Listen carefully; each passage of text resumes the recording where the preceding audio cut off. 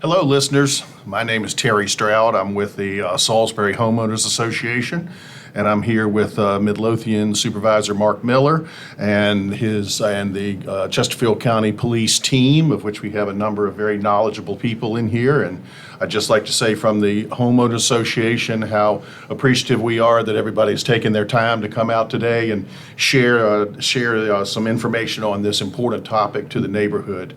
I think, as everybody knows, we've had a series of break-ins out in the area, and the residents in Salisbury and the surrounding areas are concerned about that. So if we could just take a few moments to maybe kind of address the things that you can address so that the residents will know what they need to do, that would be very much appreciated from our side. We'll have some contact information on the end of the podcast so that people can go to websites wherever they need to for more information to stay current. So thanks to everyone, and we'll kick it off and let some individuals talk into their particular topics. All right, my name is Sergeant Chris Hugate. I'm with the Community Engagement Unit. I oversee officers that work in the area of Salisbury and Old Gun, Robius, the Midlothian areas in general. I've been with the department for 27 years and just looking forward to trying to solve some problems with you guys. Thank you. Hello, my name is Sergeant Julian Hinton. I'm currently assigned to the Criminal Investigations Division. My detectives are the people that are investigating the current B&Es. I've been with the department going on my 24th year, and we're working diligently to get some resolution here. And my name is Officer David Dietrich. I have been a Chesterfield police officer now for over 10 years, assigned to the community engagement team the last 6. Born and raised from the area of Chesterfield County. I'm the man in the patrol vehicle driving around checking on things. You can also see me walking, foot patrol, riding bikes around your area. And like Sergeant Hugate mentioned, I'm also trying to resolve these issues quick. Greetings, everyone. My name is Mark Miller, and I'm currently serving as Midlothian Supervisor for the Chesterfield County Board of Supervisors. I was elected in November, and I've lived in Chesterfield County for the past 25 years, and I've worked for Chesterfield County for 13 years, and now I'm at Bright Point Community College, and I'm just really grateful to Terry for pulling us all together to have this conversation. I know that this is something that has been concerning all of our neighbors, and I just think it's a great opportunity to get together and talk about it and what we're going to do. Great. Thank you, Mark. To give a brief update on where we stand in our investigation, first I would like to say that we haven't had a breaking and entering over the last several days, which is good. What we found thus far in the investigation, my detectives are working on numerous tips that we're getting from the community.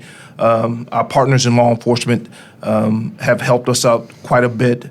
This issue is not just a local or state. It is a nationwide issue that we believe that these groups are hitting homes throughout the nation. But what the investigation has yielded thus far is that it's possibly numerous groups that have broken into the homes here in Chesterfield County, and they're pretty difficult to track down because they don't stay in one place any length of time. But we would like for the community to stay vigilant. Like for the community to give us a call with anything that they see that just doesn't look in place, and our detectives are following up on those leads. So that's where we are currently on the investigation. And as far as personal safety, home security preparations you can make, when you're out walking in the area, you look around, look out for your friends, those that live close to you. You see anything suspicious, please report it to us. You don't have to leave your name and a contact number, but we will come and look into whether it's a vehicle parked in an area that should not be, somebody walking up and down your home that should not be. We will come out and look into that. As far as home security, we do have CPTED, Certified Officers in Crime Prevention, CPTED Crime Prevention through Environmental Design. We're more than happy to come out to your home, give you a safety security assessment of the home, offer suggestions, whether it's alarm signs, know how to use your alarms, window breakage, alarm systems, to landscaping, lighting, all that stuff. We'll sit down and explain to you what you can change up along the way. feel free to give us a call, and one of our officers will come out to help you on that. Question on the reporting of things from the neighborhood to the police. How would you suggest that people contact you as far as discretionary use of discretionary time and things like that? Somebody walking in and out of your home on a driveway that doesn't belong, you can give us a call for that. One thing I would definitely suggest, even if you don't call, if you can make a notation of a tag, description of the individuals, because what happens is what you may see may link to something someone else has seen somewhere else. And in investigations, we put those two together, and then we can further our investigation because we know that A links to B to C, and now we have a strong case. So I would say that would be something key. If you do not call, make a notation, take a photo with your cell phone, write down the tag, write down the description, so we possibly can link it up later. So it's always something you can do even if you don't make that phone call. Okay. All right, some tips for the residents and what to look for and how to report. We'll kind of echo a lot of what Sergeant Hinton and Career Officer Dietrich mentioned. You guys are our best policing tools. You guys know where people are supposed to be. You know the people who are supposed to be in the neighborhood. You know different cars that are supposed to be in the neighborhood as well. So if it doesn't look right or feel right, don't hesitate to give us a call. As far as a lot of times contractors come out, whether they're cutting grass, painting, anything like that, if their purpose is at one residence, that's not too suspicious. But if they start to meander through the neighborhood, down the streets and so forth, that it makes you feel uncomfortable, give us a call. It's no problem. We work 24/7. There's no problem for us to come out. Obviously, that would depend on priority of calls, but nevertheless, we can come out and check those out. Look for vehicles that may be trying to avoid detection. Maybe they're in a cul-de-sac or behind some shrubs, in a common area or what have you. But look for those warning signs. If you happen to see it and you can take a snapshot and it's something that's not emergent, you can call the non-emergency number. That's 804-748-1251. At that point, our dispatchers, our communications officers will prioritize that call and have somebody come out. If it needs to be expeditiously, then they'll send them out expeditiously. But otherwise, if it is an emergent, if you see somebody breaking in, obviously call 911. That'll get our response time upgraded, and we can get in there to you. To kind of piggyback on that, we often get the question of, what do we do when we're kind of confronted by somebody who we think is an intruder? And with that, each situation is going to be different. There are going to be variables that I can't say over a speaker that you may encounter. But I can tell you that Virginia has, it's not necessarily called a stand your ground law. It's called something we refer to as the Castle Doctrine, which means that if you feel that you are in danger of being hurt, or somebody in your family or a friend is in danger of being hurt, you don't have to retreat. You can stand your ground, quote unquote, and defend whatever you need to defend. Now, with that being said, if somebody, we'll use this as an example, breaks your window and starts running away, we don't want you chasing after them, okay? Because leave that up to the police that time. We have resources that neighborhoods don't have at their beck and call, basically. So if that's the case, and if somebody's in your house, use the reasonable amount of force to protect yourself and your family members. I mean, that's the best I can put it. Only you will know if that situation arises that you need to protect yourself. We've had, speaking to that, we've had a situation where we had a B&E that was occurring. The homeowner was home. She immediately got on 911 and had police en route, and she screamed to the intruder what she had done. And that was enough for the intruder to make a beeline back out the entrance that he came into and fled the area. So along with what Sergeant Hugate is saying, if you make it known that you're present and make it known that you've got the police en route, that may deter that person from entering the home. But at no, in conjunction with Sergeant Hugate, you have to protect your family. I would never tell you not to do that. Right. And I don't think anyone else would. You agree with me, Sergeant I Hugate? agree.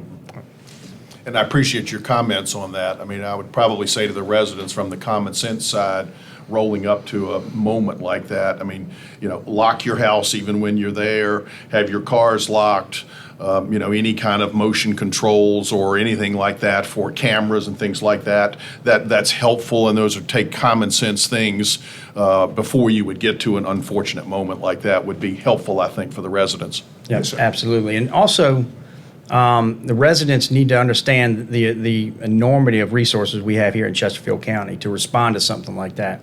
In a case like that where a glass has been broken or something like that we know it's a legitimate attempt or somebody's in the house, we are coming.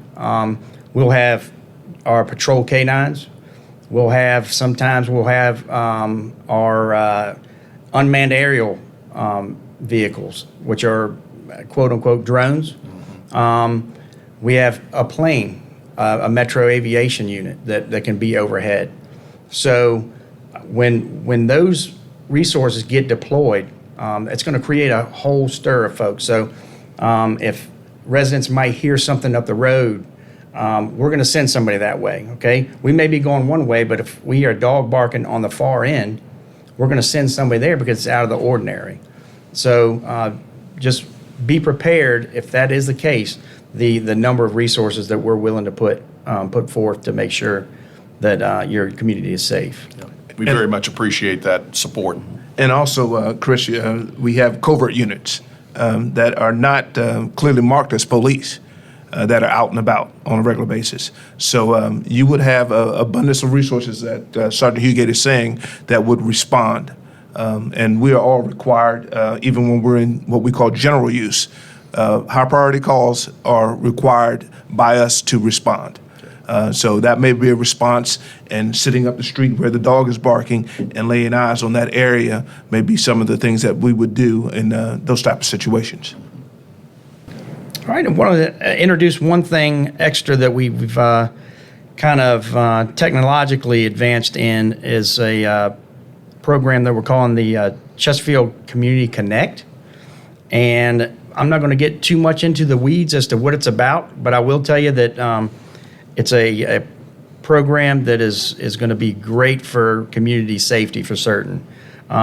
If you want to copy down a website to go to, should be able to answer some questions. If it doesn't answer all your questions, then there's some information on there to contact somebody. But the website is www.connectchesterfield, that's one word, .org. And if you just type that into your search engine, it should come up, and then it has any of the frequently asked questions that you might have about the program. It's also a brief intro about the program, but it's something I think that Chesterfield County residents are going to be really, really excited about. I'll leave it at that. Can you give us that website one more time? Sure. It's www.connectchesterfield.org. I would just like to make one thing very clear. The B&Es are very serious crime. It is a very serious crime, but we've been fortunate here. We have not had a rash of B&Es in our community. We've been very vigilant as far as the community as a whole. People in Chesterfield will call the police and will let us know what's going on. But I want to calm the fears out here and let people know that the numbers that we've had reported to us are not out of control. It's not a mass of breaking and enterings in our community. Supervisor Miller, do you have some parting statements or parting thoughts for us? Well, first I want to appreciate all of you for everything that you're doing in the community and Terry for pulling this together. I mean, there's no question in my mind that what comes as a priority for me as your supervisor is public safety. So when these kind of things occur, I'm glad we're able to have these kind of resources to ensure that public safety becomes the priority. The other thing that I would like everyone to know is that as a county, as your supervisor, that we're paying attention to what's going on. With all of this happening, it's very easy to feel as if you're not being heard. I want to let you know that you are being heard and that we are paying attention to what's going on. I also want to mention that if you are thinking that you should call 911, that probably means you should. There should be no hesitation there. I've told my girls, when they're 23 and 20 now, is that if you're even thinking about 911, you should have already done it. So to follow your intuition, sometimes we think that we have 5 senses, we actually have 6. And that 6th sense is the one when you feel as if the hair is kind of going up on the back of your neck, that's the 911 call. And that way we know that everyone's safe. And the truth is that you're not replaceable. Everything else that can get broken, or a car or money, that is all replaceable, but you are not. So we want to make sure that you're being taken care of, your family is being taken care of, and that's what our jobs are to do. So again, I want to thank everyone for being part of this. And if you have any questions, you can always reach out to me at millermark@chesterfield.gov. Miller like the beer, Mark, M-A-R-K, chesterfield.gov.